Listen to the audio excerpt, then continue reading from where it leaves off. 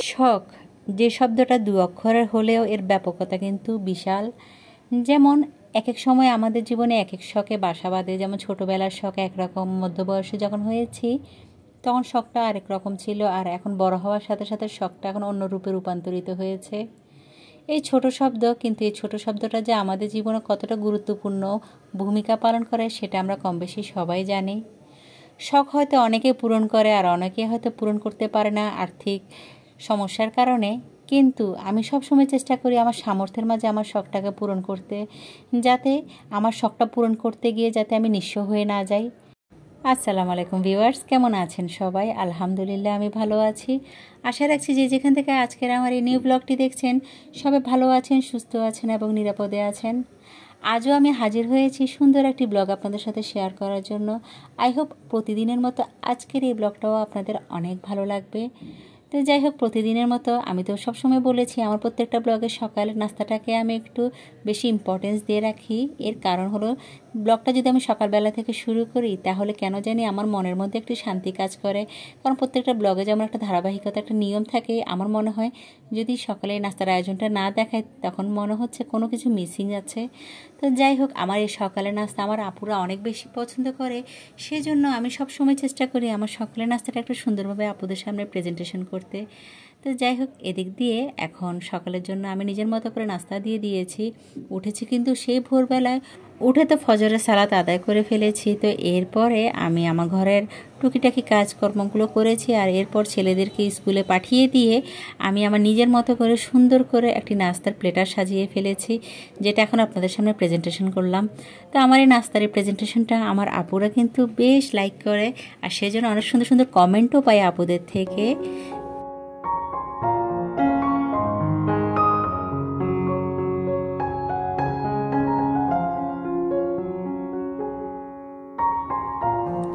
নাস্তা করে আর এক মুহূর্ত আমি ওয়েট করে নিয়ে সাথে সাথে রান্নাঘরে এসে কিছু প্রয়োজনীয় কাজ ছিল সেগুলো সেরে নিয়েছি, আর এখন আপনাদেরকে কিছু কমেন্টের আনসার দিচ্ছি। আমার জানালার মধ্যে আমি যে পর্দাটা দিয়েছি সেটা আমি কোন পেজ থেকে নিয়েছি? এই নেটের পর্দাটি আমি ডার্ক লিফ পেজ থেকে নিয়েছি। তো যার কারণে ওনারা এখন এটা সেল করে কি না সেটা আমার জানা নেই, তবে আপনারা সেখানে নক দিয়ে দেখতে পারেন। আর এই পর্দাটা ছোট হওয়ার কারণে আমার জানালার উপরে এটা দিলে বেশ ভালো লাগে দেখতে। তার উপরে আমার আশপাশে অনেক বিল্ডিং আছে যেগুলো আপনারা দেখতে পান, তো সেখান থেকেও যাতে দেখা না যায় সেই জন্য এই কিউট পর্দাটা আমি দিয়েছি। তবে এটা দেওয়াতে আমার অনেক উপকার হয়েছে, কারণ এর মাধ্যমে অনেক আলো বাতাস চলাচল করে আমার রান্নাঘরে। তো এখন এটা ক্লিন করার জন্য ওয়াশিং মেশিনে দিয়ে দিলাম, আর এটা ক্লিন হতে হতে আমি আমার ছেলের বেডরুমটাও একটু সুন্দর করে পরিপাটি করে গুছিয়ে নিচ্ছি। তো এই কাজ করতে করতে হঠাৎ করে মাথায় ঘুরপাক খাচ্ছে যে আমি যখন জানালার পর্দাটা খুলেছি তাহলে আমার জানালার যে গ্রিলটা আছে সেটাও আজ একটু ক্লিন করে ফেলি। একবার ভাবছি করব কি না, আবার পরবর্তীতে মনে মনে ভাবছি হেল্পিং হ্যান্ড আপার তো আমার এখন দেখাই নেই, নিজের কাজ যদি নিজে করে না নেই তাহলে পরবর্তী আরও লেট হয়ে যাবে। আর এই পরিষ্কার পর্দাটা সেই ময়লা জানালাতে দিলে হয়তো আরও ময়লা হয়ে যাবে, সেই জন্য সাথে সাথেই আমি ভিম লিকুইড, ভিনেগার এবং বেকিং সোডা দিয়ে একটু গরম পানি দিয়ে একটা লিকুইড বানিয়ে ফেলেছি। আর আমার চুলার পাশে যে জানালাটা আপনারা সবসময় দেখতে পান সেটাও ভাবলাম একটু ক্লিন করে ফেলি। আর এই সকল জিনিসগুলো আমি মাসে একবার কি দুবার করে নেওয়ার চেষ্টা করি, যেহেতু একেবারে চুলার পাশেই জানালাটা, যার কারণে এত তেল চিটচিটে ভাব থাকে আর প্রচুর ময়লা থাকে। আপনাদের সাথে তো আমি প্রায় শেয়ার করি আমার চুলার উপরের অংশ এবং চুলার আশপাশটা আমি সবসময় ক্লিন করি, তারপরেও কেন জানি মনে হয় এই অংশগুলোতে একটু বেশি ময়লা জমে। তো চুলার আশেপাশে যে সকল স্পেচুলাগুলো আছে সেগুলোও আমি একটু ক্লিন করে নিয়েছি।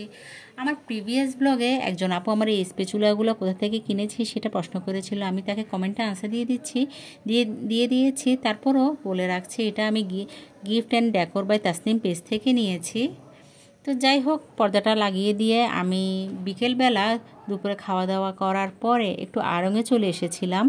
ওই যে একটু বাজে বদভ্যাস আছে, হাতে একটু টাকা জমলে কিভাবে যে আমি খরচ করব সেই জিনিসটাই মাথায় ঘুরপাক খায়। তো আজ আড়ঙে আসার একটা কারণ হলো, একে তো ঈদ চলে আসছে আর ঈদের আগে তো অনেক সুন্দর সুন্দর কালেকশন আসে আড়ঙের মাঝে। তার উপরে আমি কিছু জিনিস কেনাকাটা করব, যেমন সকালবেলার ব্রেকফাস্টটা আমি আমার ফেসবুক পেজ রোদেলা দুপুরে শেয়ার করি। তো সেখানে এই নাস্তার আয়োজনগুলো করার জন্য চায়ের কাপ আর প্লেটের অনেক প্রয়োজন হয়। তো যার কারণে সেটা চিন্তা করেই কিন্তু আমি আড়ংয়ে গিয়েছিলাম। ভাবলাম আজ কিছু কাপ কিনে নিব। তো দেখতে দেখতে তো অনেক কিছু পছন্দ হয়। আর আড়ং এমন একটা জিনিস যেখানে আমাদের শখের জিনিসগুলো খুব সুন্দর করে সাজিয়ে গুছিয়ে রাখে তারা। হয়তো একটু প্রাইস বেশি, কিন্তু কিছুই তো করার নেই, শখ বলে কথা। আর যে জিনিসটা একটু ভালো সেটার দাম একটু বেশি, সেটা আমরা অনেকেই জানি। আর এদিক দিয়ে নিউ একটা সিরামিক ডিজাইন এসেছে, যেটা দেখে বেশ ভালো লাগলো। তবে আজ এটা দেখে রেখেছি, পরবর্তীতে হয়তো আবার গেলে আমি নিয়ে নিব। আজ ওটা নেওয়ার প্ল্যান ছিল না। তো হঠাৎ করে মাথার মধ্যে একটু ঘুরপাক খাচ্ছিল, একটু মাটির জিনিস নিব। তো এক মনে মনে মনে ভাবছি আমি নিব, আবার ভাবছি না আজ নিব না, অন্য দিন নিব। তো মোটামুটি ডিসিশন নিতে নিতে অনেক লেট হয়ে গিয়েছিল। তো এদিক দিয়ে আমি আমার শখের জিনিসগুলো দেখছি আর আপনাদের সাথে একটু শেয়ার করে নিলাম, কারণ আমার অনেক আপুরা আছে যারা আড়ংয়ের এই সকল কিউট কিউট ক্রোকারিজগুলো আর হোম ডেকোরের জিনিসগুলো বেশ পছন্দ করেন। সেজন্য ভাবলাম আজকে একটু আপনাদের সাথে একটু শেয়ার করে ফেলি। তার উপরে আজ কিন্তু ভিডিও করতে কোনো মানা ছিল না, কারণ যে আপুটা ওখানে সবসময় আমাদেরকে খেয়াল করে সে আজ ছিল না। তো যার কারণে মোটামুটি একটু হাতে সময় নিয়ে একটু ভিডিও শেয়ার করছি আপনাদের সাথে। আর তার উপরে আজ মানুষজন একটু কম ছিল, আর এই জন্যই আমি সুন্দর মতো একটু শ্যুট করতে পেরেছি আপনাদের সাথে শেয়ার করার জন্য। আর সেই সাথে নিশ্চয়ই আপনারা দেখতে পেয়েছেন এখানে অনেক সুন্দর সুন্দর হোম ডেকোরের জিনিস আছে, কুশন আছে।